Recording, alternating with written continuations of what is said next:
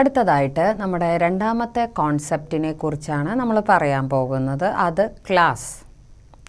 Class എന്ന് പറഞ്ഞാൽ ഒരു ഗ്രൂപ്പ് ഓഫ് ഓബ്ജക്ട്സ്, അതായത് ഒരു കൂട്ടം ഓബ്ജക്റ്റുകൾ ഒരുമിച്ച് ഒരു ഗ്രൂപ്പിനെ നമ്മൾ പറയുന്ന പേരാണ് ക്ലാസ്. ഇനി ഉദാഹരണം പറയുകയാണെങ്കിൽ ഇപ്പോൾ നമ്മൾ ഫ്രൂട്ട്സ് എന്ന് പറഞ്ഞാൽ എന്താണ്? പഴവർഗ്ഗങ്ങൾ. ആപ്പിൾ, ഓറഞ്ച്, മുന്തിരി, പൈനാപ്പിൾ, ഇതെല്ലാം ഫ്രൂട്ട്സാണ്. അപ്പോൾ ഫ്രൂട്ട്സ് എന്ന കാറ്റഗറിയിൽ പെടുന്ന സാധനങ്ങളാണ് ഇതൊക്കെ. അപ്പോൾ ഫ്രൂട്ട്സിനെ നമുക്കൊരു ക്ലാസ് എന്ന് പറയാം. ആ ക്ലാസ്സിൽ പെടുന്ന ഓറഞ്ചിനെ, ആപ്പിളിനെ എല്ലാം ഓബ്ജക്റ്റുകളെന്നും പറയാം. അപ്പോൾ ഇതിൽ നിന്നും നമ്മൾ മനസ്സിലാക്കുന്നത് എന്താണൊരു ക്ലാസ്, എന്താണൊരു ഓബ്ജക്റ്റ്. അപ്പോൾ ക്ലാസ്സും ഓബ്ജക്റ്റും തമ്മിലുള്ള ബന്ധം എന്താണ്? ഓബ്ജക്റ്റുകൾ എന്ന് പറയുന്നതൊക്കെ വ്യത്യസ്തമായിട്ടുള്ള സാധനങ്ങളാണ്. ഇപ്പോൾ പൈനാപ്പിൾ, ഓറഞ്ച്, ആപ്പിൾ എന്നൊക്കെ പറയുന്നത് വ്യത്യസ്തമായ സാധനങ്ങളാണ്.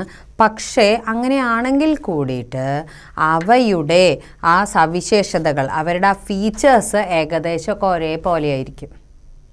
എന്ന് വെച്ചാൽ ഉദാഹരണത്തിന് ആപ്പിൾ എടുക്കുക. ആപ്പിളിൻ്റെ നിറം നമുക്കറിയാം. ആപ്പിൾ ഒരു റെഡിഷ് ആയിട്ടുള്ള കളറാണ് ഉണ്ടാവുക സാധാരണ.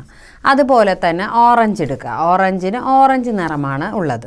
പക്ഷേ ഇത് രണ്ടും ഫ്രൂട്ടാണ്. അപ്പോൾ അത് രണ്ടിൻ്റെയും നമ്മളിപ്പോൾ ഫീച്ചേഴ്സിലേക്ക് കടക്കുകയാണെങ്കിൽ ക്യാരക്ടർ എന്താണ്, സ്റ്റേറ്റ് എന്താണ് അതിൻ്റെ എന്ന് നോക്കിക്കഴിഞ്ഞാൽ നമുക്കറിയാം ഇത് രണ്ടിൻ്റെയും ഇപ്പോൾ ആപ്പിൾ ആണെങ്കിൽ റെഡ് കളറായിട്ട് കാണുന്നു, ഓറഞ്ച് ആണെങ്കിൽ ഓറഞ്ച് കളറായിട്ടാണ് കാണുന്നത്. പിന്നെ ഉൾഭാഗം എടുത്തു കഴിഞ്ഞാൽ ആപ്പിളിൻ്റെ ഉൾഭാഗത്ത് നമുക്ക് വെളുത്ത നിറമുണ്ട്. ഓറഞ്ചിൻ്റെ ആണെന്ന് വെച്ചിട്ടുണ്ടെങ്കിൽ ഉള്ളിൽ ഓറഞ്ച് കളർ തന്നെയാണ് അതിൻ്റെ അല്ലികൾക്കൊക്കെ. പിന്നെ അത് കഴിഞ്ഞാൽ നമുക്ക് പിന്നെ അതിൻ്റെ ഒരു പ്രത്യേകത എന്താണെന്ന് വെച്ചാൽ ചിലപ്പോൾ ഓറഞ്ചിന് പുളി ഉണ്ടാവും, ചിലപ്പോൾ ആപ്പിളിന്, മിക്കവാറും ആപ്പിളിന് പുളി ഉണ്ടാവില്ല, എന്നാലും ചിലപ്പോൾ ആപ്പിളും പാകമായിട്ടില്ലെങ്കിൽ ചിലപ്പോൾ പുളി ഉണ്ടാവാൻ സാധ്യതയുണ്ട്. അപ്പോൾ ഇതൊക്കെയാണ് അതിൻ്റെ സ്വഭാവങ്ങൾ അല്ലെങ്കിൽ ക്യാരക്ടർ എന്ന് പറയുന്നത്. ഇനി അതിൻ്റെ ബിഹേവിയർ, അതിൻ്റെ ഉപയോഗം എന്താണ്? ഫ്രൂട്ട്സ് തിന്നാൻ വേണ്ടിയിട്ടാണ് നമ്മൾ ഉപയോഗിക്കുന്നത്, അല്ലെങ്കിൽ നമുക്ക് സ്ക്വാഷ് ഉണ്ടാക്കാം, ജാം ഉണ്ടാക്കാം, എന്ത് വേണമെങ്കിൽ ഉണ്ടാക്കാം. അപ്പോൾ ഇതിൽ നിന്നും നമ്മൾ എന്താണ് മനസ്സിലാക്കുന്നത്? നമ്മൾ മനസ്സിലാക്കുന്നത് ഒരു കൂട്ടം ഓബ്ജക്റ്റുകൾ, ഒരുപോലെയുള്ള സ്വഭാവങ്ങൾ ഉള്ളവർ ഒരുമിച്ച് ചേർക്കുന്നതാണ് ഒരു ക്ലാസ്. അതാണ് ആദ്യം പഠിക്കുന്നത്. അപ്പോൾ ഒരു ക്ലാസ് എന്ന് പറഞ്ഞാൽ അതിൻ്റെ അകത്ത് എത്ര വേണമെങ്കിലും ഒബ്ജക്റ്റുകൾ ഉണ്ടാകാം. എത്ര ഒബ്ജക്റ്റ് ആയാലും കുഴപ്പമില്ല എന്ന് ക്ലാസ്സിൽ. അത്രമേൽ നമുക്ക് ഒബ്ജക്റ്റുകളെ ക്ലാസ്സിൽ ഉണ്ടാക്കാം. മറ്റൊരു കാര്യം എന്താണെന്ന് വെച്ചിട്ടുണ്ടെങ്കിൽ ഈ ഒരു ക്ലാസ് നമ്മൾ ഉണ്ടാക്കുമ്പോൾ അതിലൂടെ നമ്മൾ എന്താണ് ചെയ്യുന്നത്? ആ ക്ലാസ്സിൽ എത്രത്തോളം നമുക്കുണ്ടോ അത്രത്തോളം അതിൻ്റെ ഒബ്ജക്റ്റുകളെ നമുക്ക് ഉപയോഗിക്കാവുന്നതാണ്. മറ്റൊരു കാര്യം എന്താണെന്ന് വെച്ചിട്ടുണ്ടെങ്കിൽ ഇവിടെ മറ്റൊരു പിക്ചർ നിങ്ങൾക്ക് കാണാം. ഈ പിക്ചറിലൂടെ നോക്കിക്കഴിഞ്ഞാൽ ഇവിടെ സ്കൂൾ എന്ന പേരിൽ ഒരു ക്ലാസ് നമ്മൾ ക്രിയേറ്റ് ചെയ്തിട്ടുണ്ടെങ്കിൽ അതിൻ്റെ അകത്ത് നമ്മളിപ്പോൾ ഒരു S1 എന്തെങ്കിലും ഒരു പേര് നമ്മൾ കൊടുത്തു കഴിഞ്ഞാൽ നമുക്ക് അതിനെ ഇതിൻ്റെ ഓബ്ജക്റ്റാണ് എന്ന് നമുക്ക് പറയാൻ സാധിക്കും. അപ്പോൾ ഒരു സ്കൂൾ ഇവിടെ ഒരു ക്ലാസ്, അതായത് ഒരു കാറ്റഗറിയാണ്. ആ കാറ്റഗറിയുടെ ഭാഗമായിട്ട് നമുക്ക് ഈ ഒബ്ജക്റ്റ്. അപ്പോൾ ഇതുപോലെ നമുക്ക് എത്ര ഒബ്ജക്റ്റുകളെ വേണമെങ്കിലും ഉണ്ടാക്കാം. ഇനി ഇതിനെ നമ്മൾ കാണിക്കുന്നത് ഒരു പ്രോഗ്രാമിലൂടെയാണ്. നമുക്ക് നോക്കാം. അതിനേക്കാൾ മുൻപ് ക്ലാസ്സിനെ കുറിച്ച് ഒരു ഡെഫിനിഷൻ ഇവിടെ എഴുതിയിട്ടുണ്ട്. അപ്പോൾ എല്ലാവരും ശ്രദ്ധിക്കുക. A group or A category which share common characteristics. ഒരു ഗ്രൂപ്പ് അതല്ലെങ്കിൽ ഒരു കൂട്ടം ഒരേപോലുള്ള സ്വഭാവങ്ങൾ ഷെയർ ചെയ്യുന്നുവെങ്കിൽ അതാണ് ഒരു ക്ലാസ്. ഇനി ഇവിടെ ഒരു പ്രോഗ്രാമിലൂടെ നമ്മളതെങ്ങനെയാണ് പറയുകയെന്ന് നോക്കാം. നമുക്കിവിടെ ഫ്ലോട്ട് R എന്ന് പറഞ്ഞിട്ട് ഒരു ഡാറ്റ കൊടുക്കുന്നു. ക്ലാസ് വെച്ചിട്ടാണ് ഈ പ്രോഗ്രാം. ക്ലാസ് ആണ് നമ്മൾ പഠിക്കുന്നത്. ക്ലാസ് സർക്കിൾ എന്ന് പറഞ്ഞിട്ട് ഒരു ക്ലാസ് നമ്മളിവിടെ ക്രിയേറ്റ് ചെയ്തു. ഇതിൻ്റെ അകത്ത് പ്രൈവറ്റ് എന്ന് പറഞ്ഞാൽ ഈ ക്ലാസ്സിന് മാത്രമായിട്ട് ഉപയോഗിക്കുന്നത്, അതാണ് അതിൻ്റെ അർത്ഥം. പ്രൈവറ്റിൽ ഫ്ലോട്ട് R, അതായത് റേഡിയസ് ഫ്ലോട്ട് R എന്ന പേരിൽ ഞാൻ കൊടുത്തു. പബ്ലിക് എന്ന് പറഞ്ഞാൽ ഈ ക്ലാസ്സിൽ ഉപയോഗിക്കാൻ പോകുന്നതായിട്ടുള്ള ഇതിൻ്റെ ബിഹേവിയർ നമ്മൾ പ്രോഗ്രാമിൽ അവതരിപ്പിക്കുന്നത് എപ്പോഴും ഫങ്ഷനിലൂടെയാണ്. നേരത്തെ ഞാൻ ബിഹേവിയർ പറഞ്ഞിരുന്നു. ഇതിൻ്റെ ആ യൂസ് പ്രോഗ്രാമിൽ അവതരിപ്പിക്കുന്നത് എപ്പോഴും ഫങ്ഷനിലൂടെയാണ്. അപ്പോൾ ആദ്യം തന്നെ നോക്കിയാൽ ഗെറ്റ് റേഡിയസിനെ എൻ്റർ ചെയ്യുന്നതിന് വേണ്ടിയുള്ള ഫങ്ഷനാണ് ഇത്.